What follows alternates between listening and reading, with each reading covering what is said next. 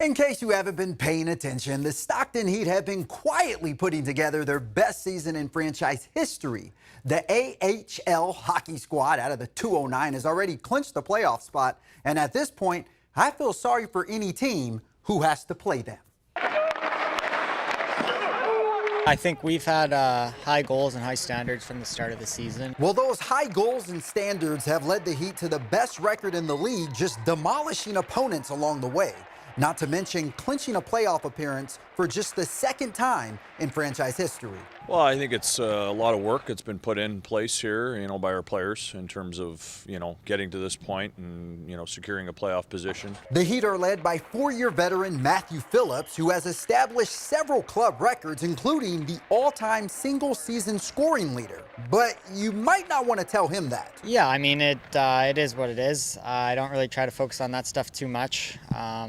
People seem to kind of just bring up a number every week that you're getting close to this or whatever. But I mean, I've been playing with some really good players this year, and when the team has success, everyone seems to kind of get a few more points, a few more goals and stuff like that. Another breakout star this year is goalie Dustin Wolf, who happens to be born and raised here in Northern California, just south of the Bay Area in Gilroy.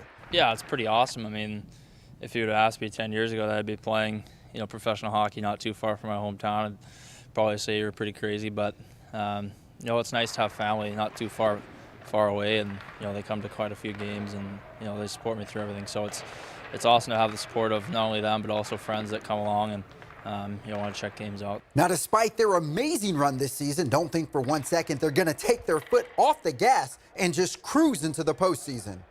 We're trying to win the division, get the top seed, and get a first-round bye in the playoffs. The objective is to just continue to work on ourselves, so when playoff time does come around, that we're reaching our peak and we're ready to go. And I think it's important that when you're going into playoffs, you're playing good hockey. You're not just kind of creeping in.